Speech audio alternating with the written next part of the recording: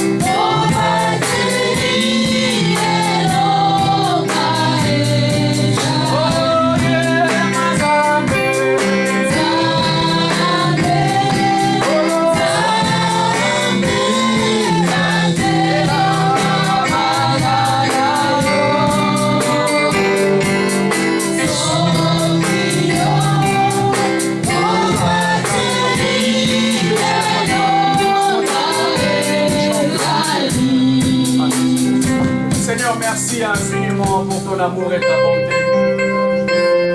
Seigneur, merci infiniment pour ta fidélité. Seigneur, merci infiniment pour ta grâce. Elohim, merci pour cet temps que tu nous confies encore dans ta table. Il est écrit dans la parole que dans leurs angoisses, dans leur détresse, il cria à l'Éternel, l'Éternel envoya sa parole, et c'est sa parole qui les guérit. Les dieux de la Bible, m'élever encore devant ton peuple, Seigneur, je ne dis jamais que c'est un privilège, mais Seigneur, c'est une responsabilité. Seigneur, je m'abandonne entre tes saintes mains. Ma prière, Jésus, j'aimerais disparaître personnellement aujourd'hui. Mais que toi seul, Jésus, qui est monté à la croix, tu as donné ta vie pour ce peuple. Seigneur, que tu puisses m'utiliser seulement comme un simple canal. Tu as dit à Ananias, va, car cet homme, c'est un instrument que moi j'ai choisi pour porter mon nom devant les nations. Seigneur, je ramène un captif.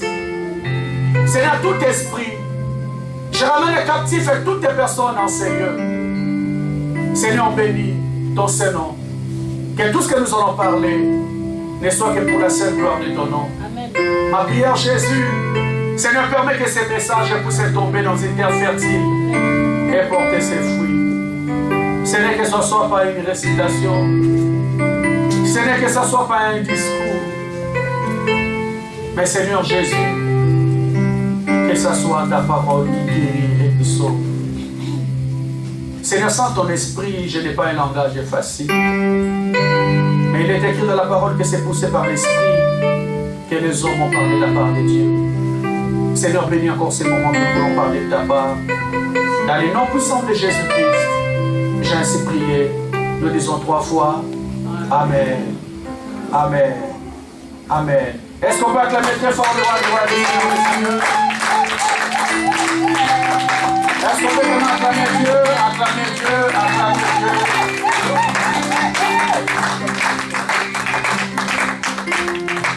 Amen. Merci beaucoup de votre présence encore cet après-midi dans la maison de Dieu. Nous sommes en train de continuer sur les messages que nous parlons il y a 3 semaines. Nous parlons sur les sommeils. Nous parlons sur les sommeils. Alléluia.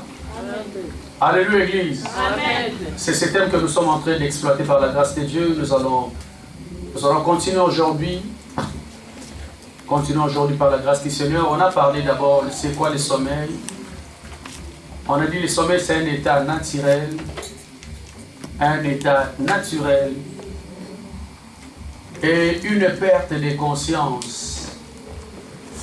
Je me rappelle un jour, j'ai parti à une veillée de prière. Je suis sorti à 2h du matin de chez moi. J'ai compris que l'Éternel était grand parce que le monde était calme. Le monde était silencieux.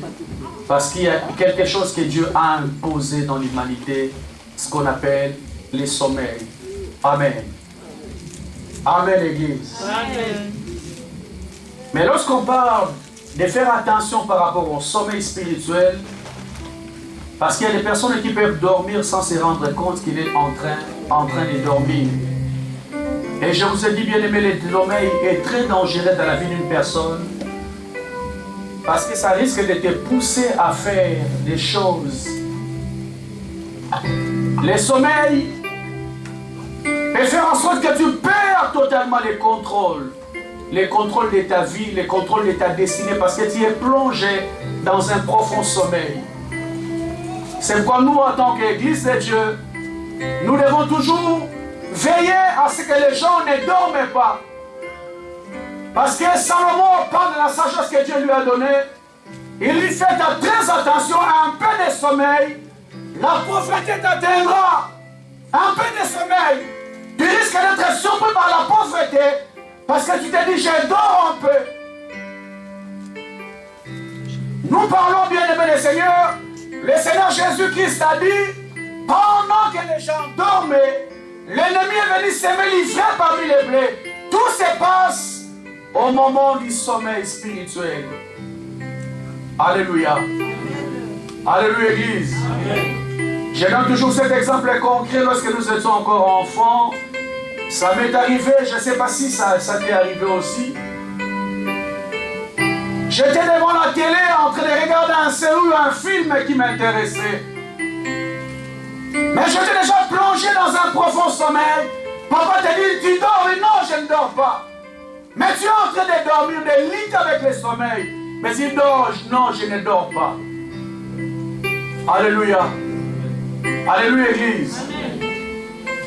Je vous ai parlé aussi d'un fait qui m'est arrivé. J'attendais un match de football. Je suis resté devant la télé en train d'attendre ces matchs. Les matchs ont commencé, les matchs ont fini. Je me suis rendu compte et je ne connais même pas les scores parce que j'étais plongé dans un profond sommeil. Et le matin, il fallait que j'aille sur Internet pour voir les scores parce que les sommeils m'avaient emporté. Et dans les sommeils, bien aimé le Seigneur, on peut être emporté et oublier l'essentiel. Oublier l'essentiel. C'est pourquoi nous sommes en train de parler les signes. Les signes dans la vie d'une personne qui montrent qu'une personne est déjà plongée dans un profond sommeil. On a touché le premier signe, On a parlé sur l'insensibilité spirituelle. Je ne peux pas faire le rappel aujourd'hui parce qu'il faut que j'avance. L'insensibilité spirituelle, on a touché le deuxième signe. On a vu que les personnes n'ont plus intérêt pour Dieu ni l'œuvre de Dieu. On a touché encore le troisième signe. Le troisième signe qui est le téléphone ou les réseaux sociaux. Pourquoi on a touché ces signes, enfants de Dieu? Parce que les Écritures me disent que votre adversaire, le diable, rôde comme un lion rugissant, cherchant qui il va dévorer. Je dis à l'église, on a un ennemi invisible qui est en train de nous étudier alors que nous ne savons rien. Il y a une personne qui est dans un bureau d'études qui est en train d'étudier cette personne. Comment la voir? Comment la détruire? Je vous ai dit bien aimé, nous sommes dans un temps où il y a tellement de divertissement. Il y a tellement la distraction. Parce que le diable a eu le temps d'étudier comment endormir ce peuple. Et bien aimé le Seigneur, les téléphones, les réseaux sociaux ont endormi beaucoup de personnes. Ont endormi l'église, ont endormi les hommes de Dieu, les serviteurs, les servantes de Dieu. Parce que je vous ai dit, enfant de Dieu, une personne peut te dire, je vais me connecter pendant 10 minutes. Mais il peut aller 5 heures, il peut aller 6 heures. Mais demande-lui faire 6 heures de prière, il ne pourra pas. Le diable a compris bien aimé, il vous a volé le temps précieux. Le temps qui est très précieux. Oh, je vous dis toujours, enfant de Dieu, le temps c'est tellement précieux. Aucune personne va se réveiller du jour au lendemain, il aura 25 heures d'heures dans sa vie, il aura 26 heures. Tout est chacun lorsqu'on se réveille le matin, le Seigneur nous donne 24 heures. Mais bien aimé, qu'est-ce que tu fais dans les 24 heures que Dieu te donne? Et bien aimé, le diable a compris. Il a dit, je vais voler à ce peuple ces temps précieux que Dieu les a donnés. Et je me rends compte, enfant de Dieu, que je me réveille du matin jusqu'au soir. Je n'ai pas eu un temps à consacrer pour mon Dieu. J'ai eu le temps d'aller au travail. Je reviens au travail, je mange. Et bien aimé, il y a beaucoup de personnes qui sont tombées dans ces pièges et se connectées sur les réseaux sociaux jusqu'à ça, il va aller se coucher. Alors qu'on a beaucoup de combats, beaucoup de réalités. Lorsque tu te lèves pour la prière, le corps ne répond plus. Et nous disons toujours la grâce de Dieu. Or, bien aimé, je vous ai dit, il y a certaines dimensions dans la vie qui ne demandent pas la grâce de Dieu, qui demandent que tu passes des heures dans la présence du Seigneur. Est-ce que tu peux dire Amen? Amen. Et on a touché le quatrième aspect qui était les mélanges. C'est là que je vais continuer un peu aujourd'hui. Après, je vais toucher encore le cinquième aspect, les mélanges. Pourquoi les mélanges, Église de Dieu? Parce que nous avons un ennemi qui est dans un bureau d'études, qui est en train d'étudier comment endormir ce peuple. Et pour endormir ce peuple, les Écritures me disent que le diable lui-même se déguise aussi en ange de lumière. Il se déguise en ange de lumière, s'est mêlé dans la foule. S'est mêlé dans la foule pour amener le peuple de Dieu, l'église de Dieu dans la confusion. Et mon frère, ma soeur, on se pose la question, on ne connaît pas aujourd'hui qui est qui. Pourquoi? Parce que le diable nous a mélangés. Alléluia. Les versets qu'on a lus dimanche dernier, on a lu Deutéronome.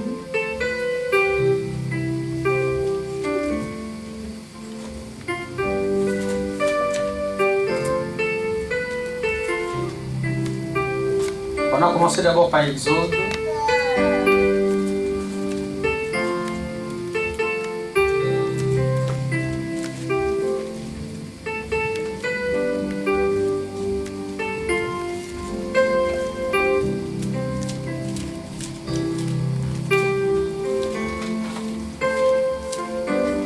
Exode 34, c'est là qu'on a lu les dimanche dernier. Je vais commencer par là et après nous allons continuer. Est-ce qu'une personne peut nous aider rapidement? Exode 34, verset 11 à 12. Est-ce qu'on peut s'élever pour honorer la première lecture de la parole, s'il vous plaît? Merci beaucoup. Je te permets. Amen. Je dis au nom du Seigneur Jésus. Amen. Prends garde à à ce que moi, je t'ordonne aujourd'hui. Je chasserai devant toi les Amoréens, les Cananéens, les Hittites, les Phérésiens, les Éviens et les Jébusiens. Garde-toi de conclure une alliance avec les habitants du pays où tu dois entrer, de peur qu'ils ne deviennent un piège au milieu de toi. Parole Merci du Seigneur. Deuxième verset qu'on a lu, Deutéronome 20, verset 17 à 18. C'est ces deux versets que je vais continuer aujourd'hui. Deutéronome 20, verset 17 à 18. Deutéronome 20, verset 17 à 18. Car tu le voueras à l'interdit. Les Hittites, les Amoréens, les Cananéens, les Phérésiens, les Éviens et les Jébusiens, comme l'Éternel ton Dieu te l'a commandé. Parole du Seigneur. Amen. Alléluia. Nous parlons, bien aimé, le quatrième aspect, c'est les mélanges. Je vous ai dit le dimanche dernier, je ne vais pas m'attarder sur cela, mais je vais toucher encore un point très capital cet après-midi. Le Seigneur délivre Israël entre les mains des pharaons. Et la destination d'Israël, c'était la terre promise. Mais bien, lorsqu'il arrive dans la terre promise était occupée par ces nations que le Dieu d'Israël cite. Les Cananéens, les Amoréens, les Jébusiens, les Éviens, ce sont ces personnes qui ont occupé la terre promise que Dieu avait promis à Abraham de donner à son peuple d'Israël. Mais j'aime, bien-aimé, lorsqu'ils arrivent pour occuper la terre promise, il y a la première ordonnance que Dieu parle à son peuple. Il dit à Moïse et dit à ce peuple, prends garde à ce que moi l'Éternel je t'ordonne aujourd'hui. Prends garde à ce que moi l'Éternel je t'ordonne aujourd'hui. Je vous ai dit, l'Église de Dieu, c'est un avertissement que le Seigneur donne à son peuple. Il dit, Moïse, prends garde à ce que moi l'Éternel je t'ordonne aujourd'hui. Oh bien aimé le Seigneur, nous sommes en France. Et je dis à l'Église, parle un bon français, prends garde, c'est un avertissement que le Seigneur donne à son peuple. Le Seigneur dit à Moïse, fais très attention à ce que moi l'Éternel je t'ordonne. Lorsqu'on parle d'ordonnance, bien aimé, ce n'est pas la complaisance, c'est quelque chose qui est obligatoire. Alléluia. Amen. Alléluia, Église. Amen. Fais très attention à ce que moi l'Éternel je t'ordonne aujourd'hui. Je chasserai devant toi les Amoréens, les Cananéens. Là, c'est Dieu qui parle. Il dit, je vais chasser ces nations devant toi. Je vous ai dit, Église de Dieu, la première des choses, c'est la responsabilité de Dieu. Parce qu'ils arrivent dans une terre qui était occupée par ces nations. Dieu dit, je vais chasser ce peuple. Je vais chasser ce peuple devant toi. Lorsque je vais chasser ce peuple, qu'est-ce que toi tu dois faire? Garde-toi de conclure alliance avec tous ces peuples que tu vas trouver dans ces nations. Le Seigneur, je vous ai dit, le Seigneur voulait dire à son peuple, il y a des mélanges que moi, Dieu, je n'approuve pas. Il y a des mélanges que moi, Dieu, je n'accepte pas. Garde-toi de conclure alliance avec tous les habitants des pays auxquels tu dois entrer. Il y a certaines alliances, bien aimées, que Dieu n'approuve pas. Il y a certains mélanges sur le chemin de la vie que Dieu n'approuve pas.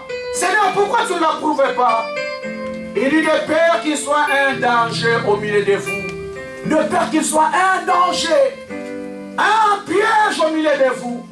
Oh bien, mais je vous ai dit, lorsqu'on parle d'un piège, c'est un danger qui est caché. Dans un premier temps, tu vois la beauté, tu vois les bienfaits de ces choses. Mais sache que derrière, il y a un danger. Il y a quelque chose que toi, tu ne vois pas. Garde-toi de conclure alliance avec ce peuple parce qu'il sera pour toi un piège. Un piège. Alléluia. Amen. Je ne vais pas m'attarder, Église de Dieu, parce qu'on en a parlé suffisamment le dimanche dernier. Je fais un petit rappel pour ce que je vais avancer aujourd'hui. On a vu Deutéronome 20. Et le Seigneur dit maintenant à Moïse, il dit, tu voueras par interdit toutes ces nations. Tu vas les vouer par interdit. Je vous explique, Église de Dieu, lorsqu'on parle de vouer par interdit, c'est passer au fil de l'épée. C'est exécuter toutes les personnes qui vont trouver dans ces territoires. On a touché l'aspect de Saoul. Si Saoul a été rejeté par Dieu, parce qu'il n'a pas voué à l'interdit tout ce que Dieu lui avait dit, le Seigneur a dit à Saoul que tu vas exterminer tous les Amalécites que tu vas trouver. Même tous les biens que tu vas trouver. Mais le problème c'est quoi? Saoul a gardé les vaches qui étaient grasses. Et il a épargné les rois. Et le Seigneur lui a dit, à partir d'aujourd'hui, comme tu n'as pas obéi à l'ordonnance que moi Dieu je t'ai donnée, la royauté te sera prise. Et depuis ce jour-là, bien-aimé, Saoul a été rejeté par Dieu parce qu'il n'a pas écouté l'ordre que le Seigneur lui avait dit. Qu'il fouera par interdit tous les Amoréens. Je vous ai dit, Église de Dieu, lorsque l'Éternel parle voie par interdit, c'est passer au fil de l'épée. C'est tuer tout le monde que tu vas trouver dans ce territoire. Et dans la première des choses, Église de Dieu, Dieu dit, je vais chasser, c'est ma responsabilité. Mais quand tu voie par interdit, ça ne sera pas ma responsabilité, mais ça sera ta responsabilité. Bien, il y a des choses que tu n'attendras pas que Dieu fasse à ta place. Dieu fera pour toi les choses que toi tu ne pourras pas faire. Mais les choses que toi tu pourras faire, Dieu ne les fera pas pour toi. Il y a des choses que tu dois arrêter, bien-aimé. Tu les fouilleras par interdit. C'est la manière de Église de Dieu. Il n'y a pas de complaisance. Il n'y a pas de pitié dans certaines relations qui sont malsaines, qui peuvent être un danger pour ta vie. Pourquoi, Église de Dieu? Parce que Dieu dit, ils finiront par t'entraîner à adorer leur Dieu. Pourquoi je suis contre ces alliances? Parce qu'ils finiront par vous entraîner à adorer leur Dieu. Oh bien-aimé, si Dieu est catégorique dans certaines relations, parce qu'il a un seul objectif, de protéger son peuple. Parce que bien-aimé les Seigneurs, les personnes qui se sont laissées entraîner dans ces choses ont fini par imiter les nations qu'ils ont trouvées à Canaan. Bien-aimé, tu ne vas pas te comprendre et tu vas commencer à parler comme eux. Tu ne vas pas comprendre et tu vas commencer à imiter leur comportement. Tu ne vas pas comprendre que tu vas devenir léger comme ces personnes. Parce que tu as eu le temps de conclure alliance avec eux. Je vous ai dit la sagesse de Salomon. Salomon dit, celui qui côtoie les sages devient sage, et celui qui côtoie les insensés devient insensé. Dis-moi qui tu fréquentes, je te dirai qui tu es. Parce que bien aimé, les Écritures me disent, fais très attention, les mauvais et compagnons corrompent toujours les bonnes mœurs. Tu finiras par commencer à imiter leur comportement. Parce que bien aimé, Dieu était très sévère, très catégorique par rapport à toutes ces choses. On a vu l'Église de Dieu certaines conséquences. Pourquoi le Seigneur était très catégorique par rapport à ces alliances? Parce que bien aimé, ils ont un seul objectif, nous éloigner de la présence de Dieu. Et un seul objectif à l'Église de Dieu, c'est d'éloigner d'abord de la présence de Dieu. De pousser à trahir ton Dieu, de faire perdre ta consécration, de faire perdre ta consécration, ton attachement à Dieu.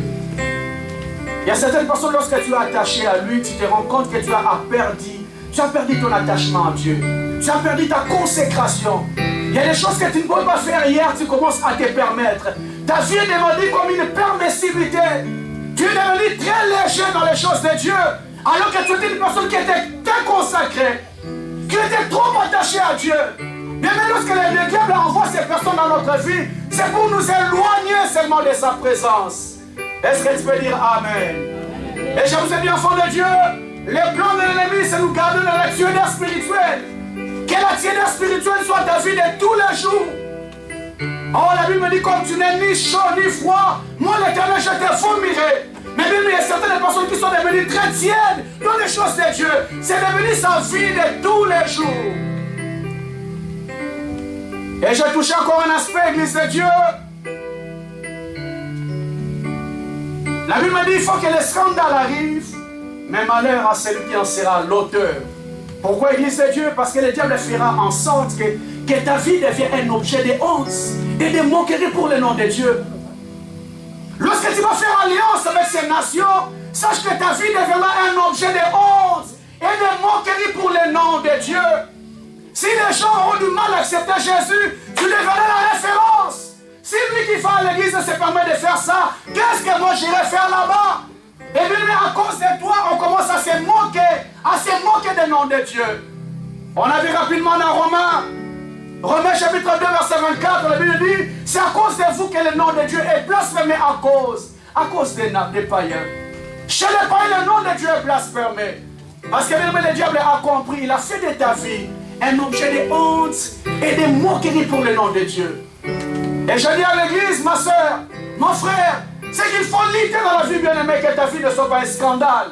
Que tu ne deviens pas un objet de honte et de moquerie pour le nom de Dieu. Que ta vie ne devienne pas une référence dans le mal. Ma soeur, que ta vie ne devienne pas une référence. Si les gens n'iront jamais à l'église,